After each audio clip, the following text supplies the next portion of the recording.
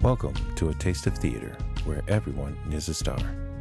This is the place where playwrights from around the country will come to showcase one scene of their play. Today's star is shining bright on Derrell Owens of Baltimore, Maryland. We will see a clip of his play, The Family Mantle.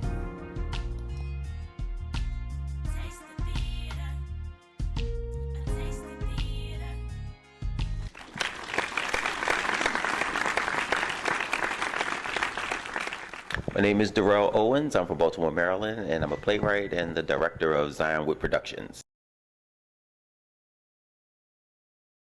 I started actually it's ninth grade actually. I actually started my first play called The Class Clown was written in the ninth grade. It wasn't about me. And so that's kind of how it all got started. I never made the conscious decision to be a playwright. I didn't say like one day, oh, I think I want to write a play. It just sort of happened. I was in English class and I remember I should have been paying attention and I wasn't, and I just started writing this play, The Class Clown. And so it kind of stuck with me since then. So ever since then, it's just been a part of me, you know, and I've been doing it ever since, and I just can't imagine not doing it. I've actually written, I'm going to say, I've written approximately 10 full lengths, and I've probably written maybe an additional 10 to 15 one acts, yeah, in the career, yeah. And I think of those, I think I've produced now about 8, so yeah.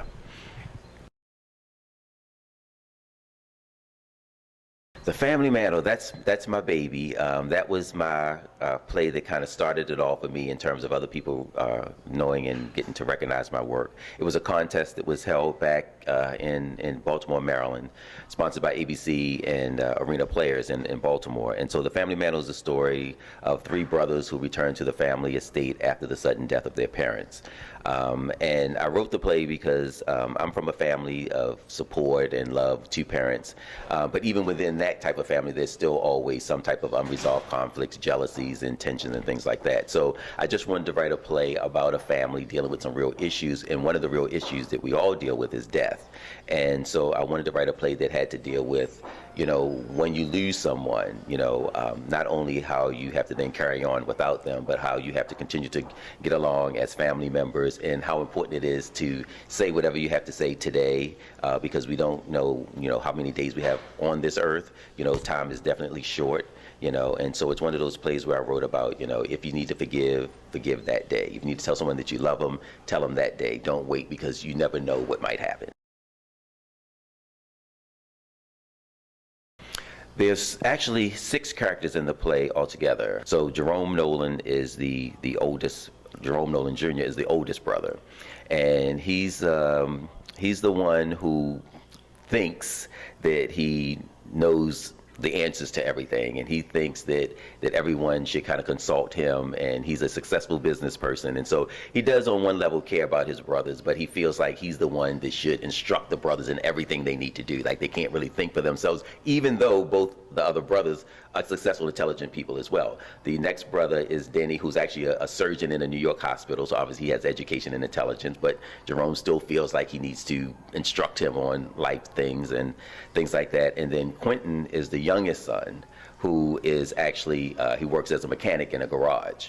So to Jerome, that's something that's not a worthy career. As a Nolan, they should have something to do, show better than being a mechanic in a garage. So the brothers don't really, it's not that they don't get along well, but they have some unresolved issues that they have to take care of. For The Family Mantle, actually, I talked to some of my own family. It was interesting because I did it with 3 brothers, and I actually have 3 brothers. And in the play, the character names of the brothers are all my real brothers' middle names. That's the characters that I chose. And so, but we didn't grow up in a big house, and we didn't have, you know, butlers and maids and things like that, which you didn't get to see in the scene that we did, but that's the home that they come from, you know. And so I talked to other people, you know, in different family units, just to see, you know, what's the thing that you think about when you think about your own family, you know. And so one of the common denominators that a lot of people shared with me is that there were situations that had been going on in their family for years that, and some things to me, it seemed like it wasn't even that big of a thing, but they just held on to it for so many years. And then some things were still maybe a little bit more in depth, but the bottom line was that nobody was talking about them. They had these conversations a long time, and they just held on to just going to be mad about it. Not saying, let's talk about it, put a period, move on. And so I think, okay, I think that's something too I like to address. That when things happen, you don't talk about it. So with the brothers, they're now forced to be in each other's company. Their parents have passed away, so these things that they weren't talking about now, they're forced to have to deal with. So that's kind of the research that I did. And I called it the Family Mantle because, and the mantle is one of the important. The mantle for me in the play was almost a character of its own. Throughout the whole play, the mother always kept things on the mantle that the family was memorable things, photographs, Quentin's MVP trophy. There was a picture of Jerome, who you find out later in the play, he was voted as one of the top 10 black businessmen in America, and so that was out on the mantle. And so throughout the play, the brothers always referred to certain things were on the mantle. The other part, in the beginning of the play with the mother, before they go to the airport, you find out she always liked to have fresh flowers on the mantle. And so even after she passed away, they kept putting fresh flowers on the mantle, And so, yeah, it was a really interesting dynamic in terms of that. So, yeah, I think that was it.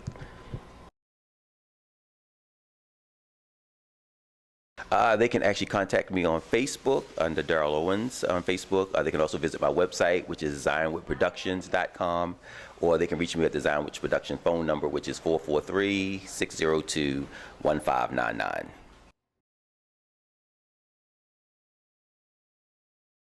I think my ministry, without a doubt, is encouragement. Everything that I write in any play that I do, there's some level of encouraging someone to do something. Encouraging you to follow your dream, encourage you to go to someone and say, hey, I messed up, I ask for your forgiveness, encouraging someone to tell someone I love you today because you may not be here tomorrow, I may not be here tomorrow. It's always some level of, causing someone to think about the way things are, whether good or bad. It doesn't mean that everybody's doing something wrong, but every play of mine, before it ends, it's giving you something to think about, like, am I doing this right, or or did I wrong someone that maybe I need to go to and say, hey, you know what, yeah, that was my mistake, my bad, I take that one, I did that. So I definitely think my ministry is encouragement. It's always going to be that. The first thing I would say is a writer has to write. That's the first thing. I hear people say all the time, oh, I'm a writer. Oh, what did you write? Well, I haven't written it yet. Well, then you're not a writer yet. So a writer has to write. That's the one thing. And then the second thing I would say, you have to believe in what you do. You have to believe in what you do, and you have to love what you do.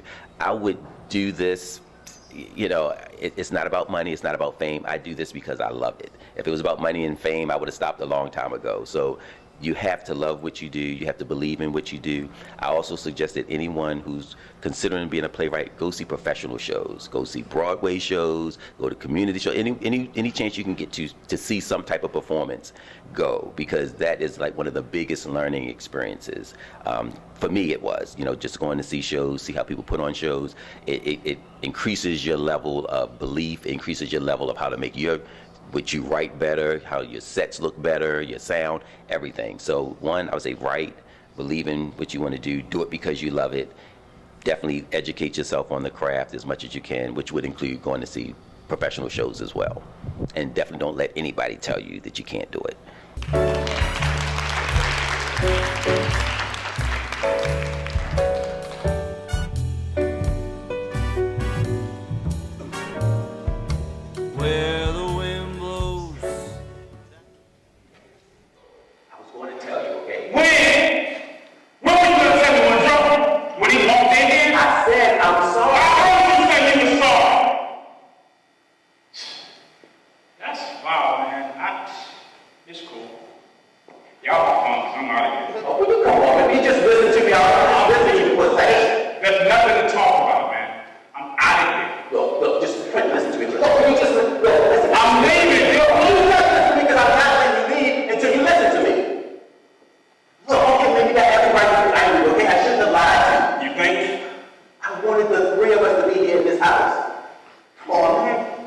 Mom and Dad a chance to say goodbye or tell them that we love them, but we're still here and we're still family. It took mom and dad to die. Mom and dad to die for me to realize just how important today is. We can't get yesterday back and we're not guaranteed to see tomorrow. All we have is today. Now you and me and Jerome, we're brothers, and we need to act like brothers. Mom and dad have this house, the three of us, and the three of us have to decide what to do with it. But I didn't even be here for that. We could have did this over the phone. I'm out. Man, listen to me. It's been years since we've been in this house. And it's only been 4 months since we've been here since the funeral. And for me, man, this is a little overwhelming, okay? Look, it's difficult to be in this house and in this room. I walked in here today, man, I got family, but you know what? I always lost. So when you say I don't need you here, you're wrong. I do need you here. I can't do this by myself. I never asked you for anything. I'm asking you to stay. But would you do this for me? Just do this for me, please. I'm not staying. The last thing Mom said before she hung up the phone to me was to call Quentin and make sure he was okay. Then you are not about to use Mom to make me feel But good. it's the truth. Mom and the three of us look out for each other. You know that. Look, man, I'm asking you to do this for me, okay? Will you stay? Please. Fine. Whatever. Thank you. Whatever. You know, it's getting pretty dark out there. I think we're in a thunderstorm. Then, really, like what else? Any more secrets? Anything else you want to tell me? No. Are you sure? No, that's it. Are you sure? Yes! Look, what is the matter with you and Jerome? I don't even get it. Why do you hate him so much? I don't hate him. I just don't like him at all. I get it. I don't understand why you don't hate him, okay? I mean, what's the big deal? Look, man, I'm staying, okay? Change the subject. I don't want to talk about him. Talk about something else. So, who's the woman in your life now? All right. So now you're talking about life. Yeah, I thought so. So it's a few people, right? So check this out. It's this girl, Clarissa. She's dope, dude. She's a model, the best legs ever. All right? And then Monica. I recently met her. She's in the she does a yoga thing. She cool. She's a little too health conscious. Everything is fat free, lean. Make sure you drink your water. I was like, what a fried chicken? Somebody's like, yeah, that's a little hair, something. Yeah. Right. But this is pretty girl, man. I just met her. She's really, really smart. She keeps trying to hint to it, like, what about the ring? What do you think about this neighborhood? Talk about babies. Wait. She's a little too serious there. And on my way here. Wait. Are there any women in Atlanta that you aren't dating? No, not yet.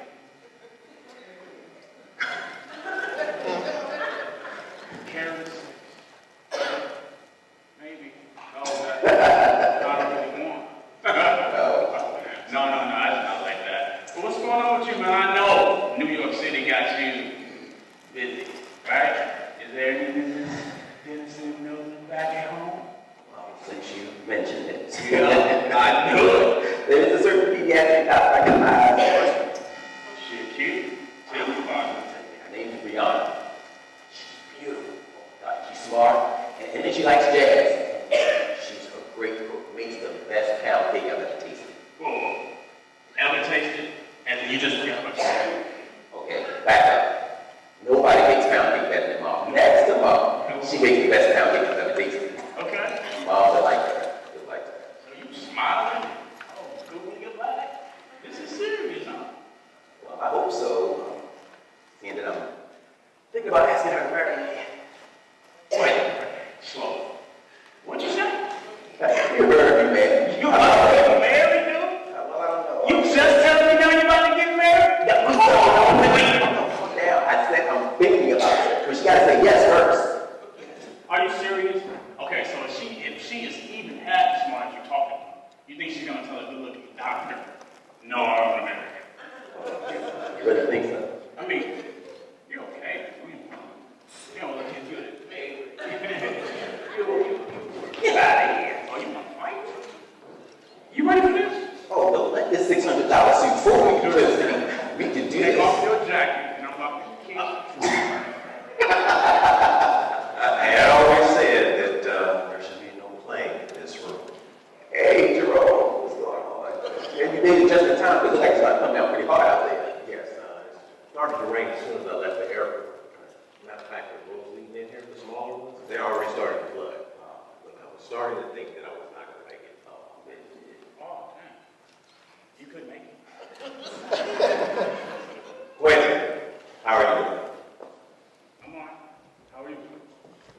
Everything is fine.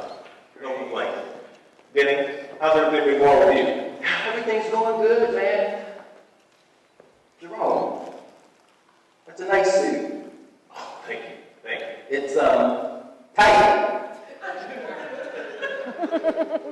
I have you know that this suit is tailor-made. No, I mean tight.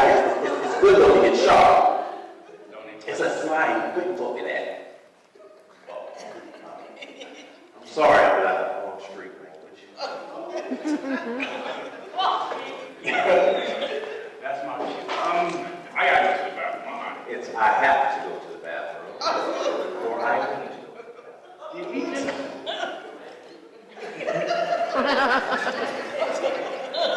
You know what? Tell me about it. Okay, so spit it out, Denny. What's the good news? Thinking about getting married. Married. To whom? Her name is Brianna. She's a pediatric doctor at the hospital. And when did all this happen? Well, actually, I've been thinking about it for a while now. I mean, she's really a wonderful woman, and I love her, and just want to spend the rest of my life with her. Are you sure you really want to do this? Yes, I'm sure. Look, Denny, marriage is not something to take lightly. I mean, it's not something that you're going to just jump into, right? Are you sure you're prepared to do this? Prepared. You make it sound like I'm going off to war or something. Well, you know, marriage can seem like war sometimes. Well, I'm prepared, Jerome. Are you sure? Yes. Denny, marriage is, it's a big deal. It's more than just some fancy wedding gown and some beautiful wedding cake. Every decision that you're going to make from now on is going to affect somebody else's life. Now, are you ready for that type of event? Yes, I'm ready to go. Look, you think I make a decision like this because I was, what, bored or something? Come on, Jerome, I thought about this, okay? I thought you would just be happy. I wasn't expecting a lecture. Look, marriage is a big commitment, Denny. Now, look, Brenda and I, we've been married for 11 years. And before we got married, we discussed everything. And I mean everything. From where we were going to live, how we were going to do our finances, how many children we were going to have, you know, what kind of car we were going to drive, and Would you just give me a break? Come on, man, would you think I would actually make a decision like this and not think about it? Jerome, I thought about this, okay? I thought about it. listen, I understand you thought about it. I just am looking out for you. I don't want you to make a mistake. And listen, I do know what I'm talking about. And that's why Brenda left you twice. Jerome, I'm sorry. I'm sorry.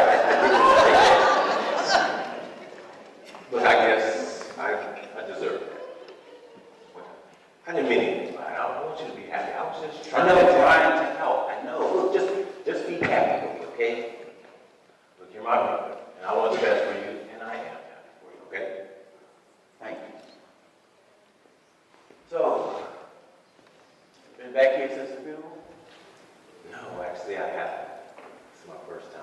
You know, I've been wanting to get back here, but just didn't have the time to pull away. This place sure is something, isn't it? Yeah. So look, how's everything going in the hospital? Oh, great. Of course, I'm working hard as ever these long hours, but it's really a great place. Great patients, it's a wonderful hospital, good staff. You know, it's a really good facility. I'm really fortunate to be there. I'm really happy about it. What about you? How's everything going with the business? Oh man, everything is fantastic. Our clients have doubled as well as the profit. Look, I had to hire some new individuals just to handle all the new demands. And I'm looking to purchase another building, a large one, you know, so I can house everything. Wow, Jerome, I'm impressed. Well, no, you know, it's no big deal. But look, we can talk about work anytime. I'm just really happy to be here to spend time with my brothers. Dude, Tompkins has it smelling so good in here. I'm starving. Can we go eat, man? Hey man, listen, what about our brother getting married? I know, And right? did you see the picture of her? She is fine. Oh, you got a picture? You holding out? Run that. Let me see. Oh, God, I had it. She might be ugly. Let me see. She cute. I told you. She got a sister in? No, she's an only child. Look, Sorry. you better keep her under lock and key. She's one fine young lady. You better listen to him. He's trying to warn you. Oh, he doesn't have to worry about me.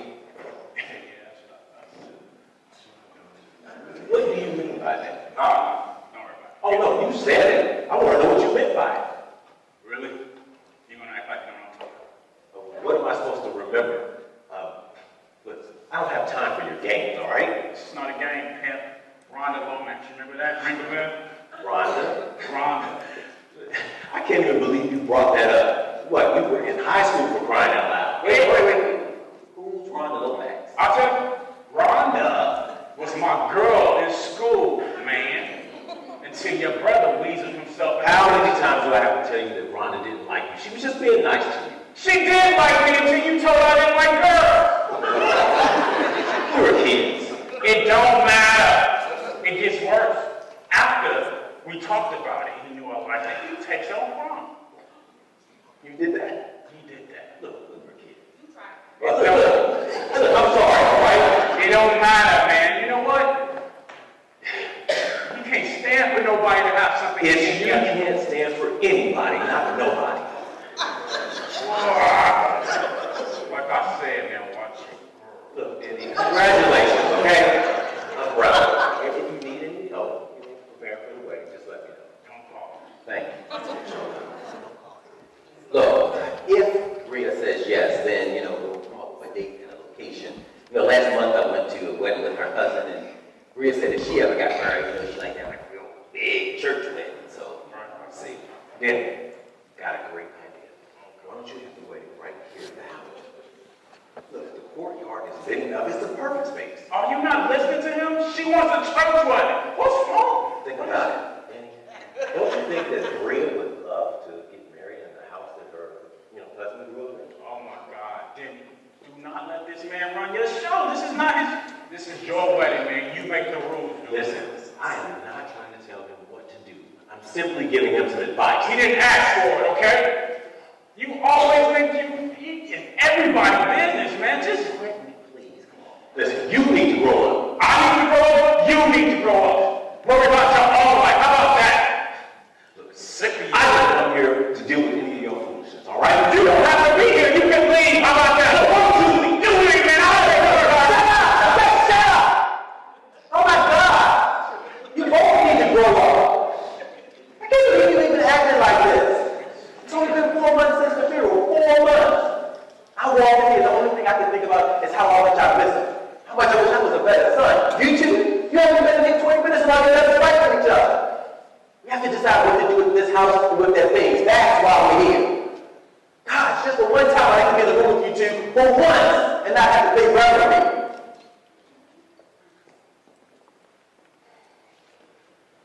Danny is right.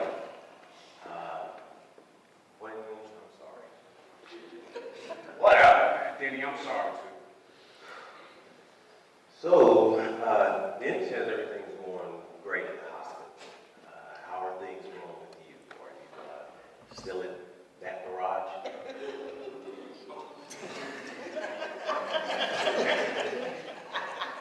Yeah, man. I'm still at that garage. Thank you.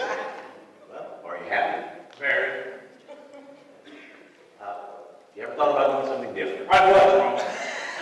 Well, you were always good at drafting. I'm pretty damn good at fixing cars, too. I'm sure you are. I just thought you might want to do something different. Whatever. What now? I know what you meant. I didn't mean anything. There's nothing wrong with working in the garage, all right? I never said there was anything wrong with it. I just thought that you might want to do something a little cleaner. Wear a shirt and a tie or something, But hey, if that's what makes you happy, that's all that matters, okay? I'm just curious, man. So what happened to your Jag right now? Who's fixing that? You? Oh, of course not. Be damned you get your hands dirty. Man, shut up. I don't want to sit behind a desk with a shirt and towel, okay? I'm good at what I do. I like what I do.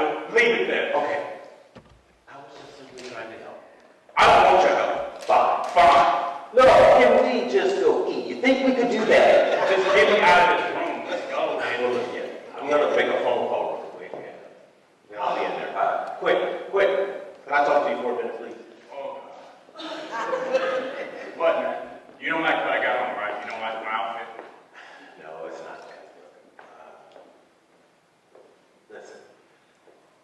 Can we call it a truce?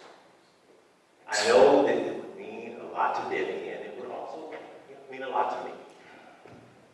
Dude, whatever. I'm not listening to you. A truce? We're not kids anymore, Jerome. You can't say I'm sorry and it goes away. That used to work. I'm past that.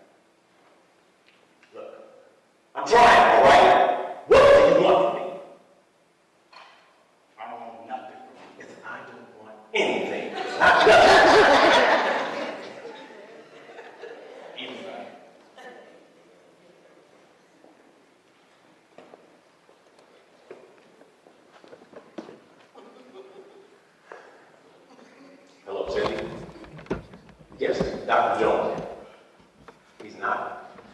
Well, have my test results